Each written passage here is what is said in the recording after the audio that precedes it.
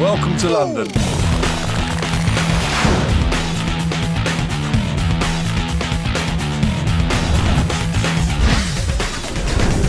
Welcome to London. Welcome to London.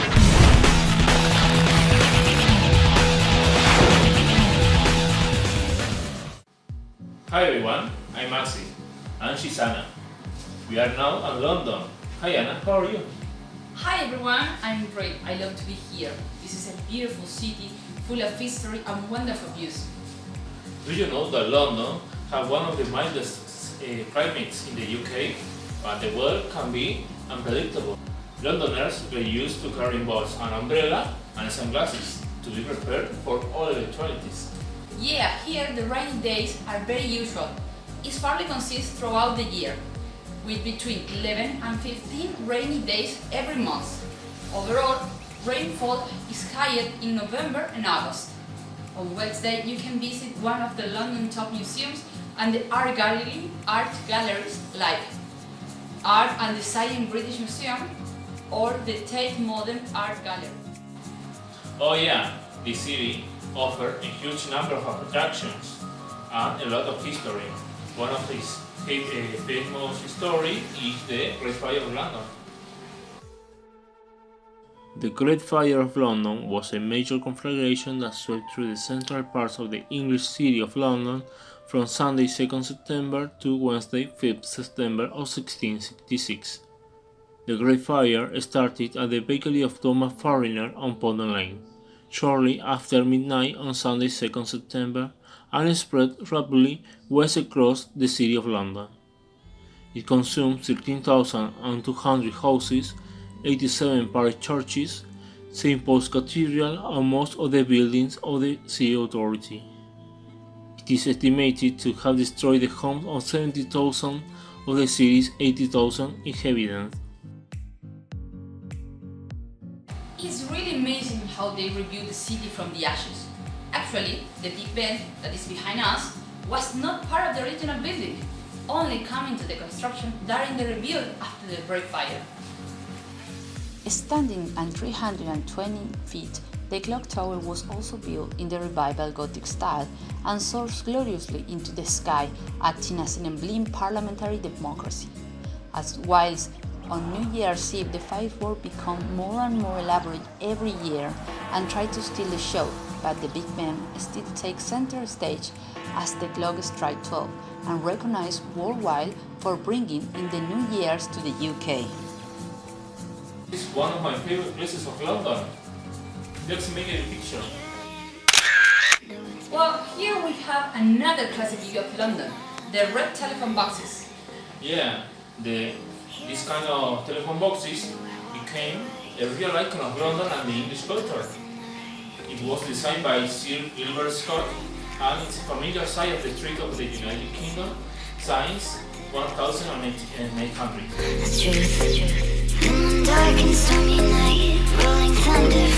Well, this is our second day in the huge city. Here we have in this luxury hotel, where we have this awesome view of the St. Paul's Cathedral. Yes, this is a great view. Get set up and go there. Wow, what a splendid design. Look at every single detail. It's so perfect. For more than 1,400 years, this cathedral dedicated to St. Paul has stood at the highest point in the city. It's the masterpiece of Britain's most famous architect, St. Christopher Wren.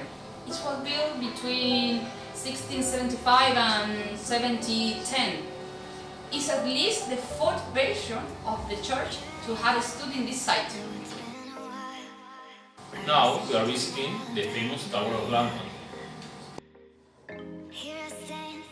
The Tower of London was built by William the Conqueror in 1078. It is a complex of multiple buildings set within two rings of wall built to keep intruders out. Several expansions have been made by kings during the 12th and 13th century, although there has been a lot of modification and addition to the tower. The original layout of the tower remains. The Tower of London has played a major role in the history of England.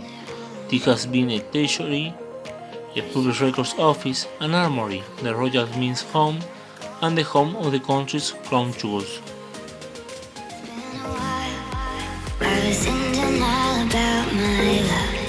This place, during its 900 years of existence, has earned the reputation of being one of the most haunted places of the UK.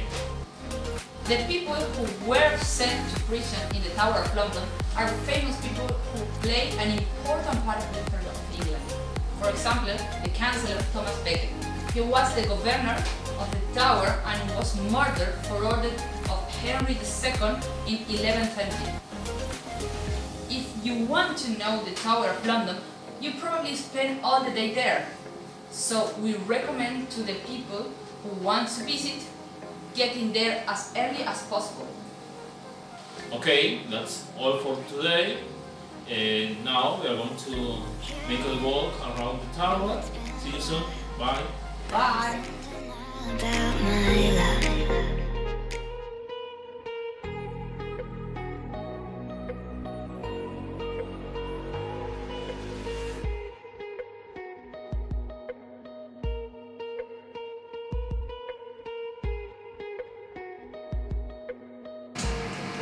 Hey guys, good afternoon. My name is Kim. I'm very happy and excited for this new trip that we will undertake together.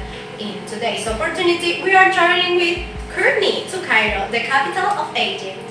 Its metropolitan area includes an approximate population of 16 million inhabitants, making it its 11th most populated city in the world.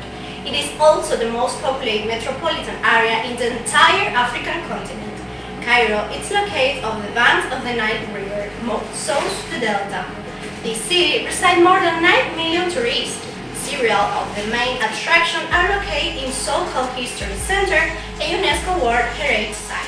We will start with the most visited tourist place of the city and the country, the Pyramids of Giza, located about 20 kilometers southwest of the capital. The Great Pyramid of Cheops is considered one of the 7 wonders of the ancient world and the only one that still served. Its mission was to shelter the sarcophagus of Pharaoh Khufu, and it's estimated that around 2 million blocks of limestone were used for this construction. Wow, really hot here! Now we start towards the Amatolun Mosque. It is the oldest one of the city built in 879 and the one that is the best state of conservation. It occupies 2 hectares. The original walls that surrounded the mosque had 21 doors, but after the enlargement another wall with 21 doors was added to reflect the original ones. The mosque suffered times of prosperity and decay. It was restored several times. This trip did get interesting. We are now in the church and monastery of St. George, which is a Christian complex of the Greek Orthodox Church in the city of Cairo. It dates from the 10th century and probably before. Its architecture, as you can see, is really amazing and unique. It is the only circular church you will find in Egypt. Your entry is free, so you know if you are here, you have to go through this place. Egypt is an interesting country whose inhabitants maintain diverse customs related to their culture and religion. On this trip, we will tell you some interesting facts about their current traditions. Go this day if that has surprised me. Unlike in the most of the world of them, the most important days are not Christmas and New Year's, but January 7th. The tradition of this day is go to church with new clothes, give gifts to poor, and fast. On the night of January 7th, a great dinner is organized with family and friends called Farah, where they eat boiled meat, rice, and garlic. This data is periodical. Even in Egypt, homosexuality is frowned upon in Muslim Christians. Islam allows a man to marry more than one out of 2 days non-law. I taste some of their most representative dishes. It is very exotic and healthy. There are called tamilla, baba hanout, moutohija, ali, balakava, and its sauces. As regards the weather, is very hot here. According to what people say, there are much pollution and noise. and for this reason it's advisable to avoid visiting in summer. Egyptian society has believed in superstitions ever since the time of ancient Egyptian, which many believe was one of the first civilizations to hold strong superstition beliefs. Some of them are leaving scissors open is bad luck. It is often believed in Egypt that if you open scissors and close them again without cutting anything means something bad will happen.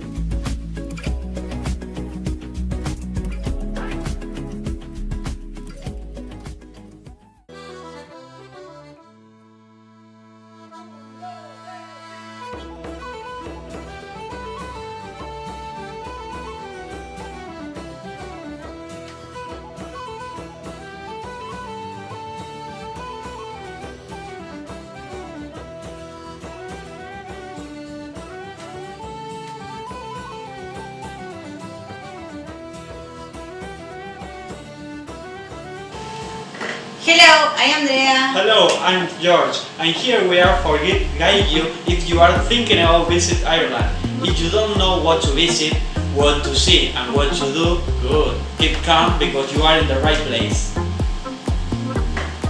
As we may know, Ireland has been independent from the UK for about 100 years, but the sea remains divided into two separated countries. About 80% is in the south, known as the Republic of Ireland, and 20% of the land it belongs to the UK as a Northern Ireland. The capital of the Northern Ireland is Belfast, and until a couple of decades ago, it was completely ravaged by guerrillas, warfare, car bombs, and all sorts of partisan violence. Thankfully, Northern Ireland is now experiencing peace, and one of the best ways to learn about the history and also see how the city is healing its wounds is by going on a street art tour, which shows how murals were once political and has now become an artistic way of bringing closure to this troubling period. Well guys, I'm from Argentina, but I have lived in Ireland for 3 years now. I will show you this great city. Hey everyone, so Andrea, can you tell me what today is so hot and yesterday was a rainy day? I don't understand it. Here, the weather is always changing. Everybody talks about it because it's unpredictable. Never too hot, never too cold. And it's even been known to rain from time to time. Be prepared and take an umbrella every time you go out, due to the fact that the island is surrounded by ocean. Okay, I see. But I prefer summer days. I'm hot and thirsty. You know, Ireland is famous for the variety of the birds. Yes? Of course! I want to show you the best pub ever, which is in Dublin, an amazing city. It has got several pubs to spend the night. Many of them are typical places of beers. Ireland is one of the best places, especially for the nightlife for young people looking to have fun.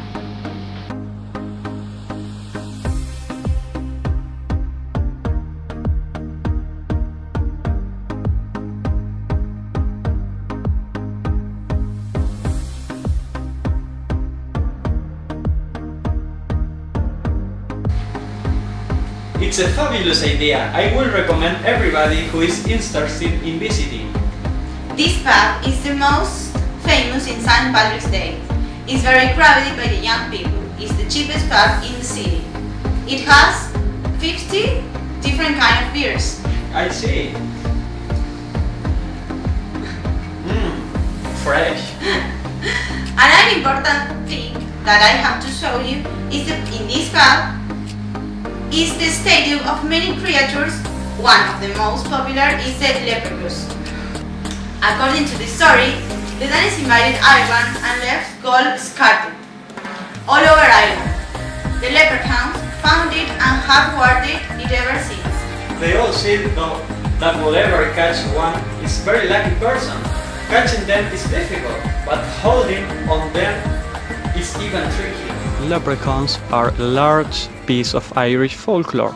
Exactly where their name came from is a matter of some debate, but the one of the popular conclusion is that it comes from an Irish word that means pygmy. This word alone points to the leprechaun's small size. The tales of this creature point to a fairy that is intelligent and sometimes devious. There is nothing indicating that they are either good or evil.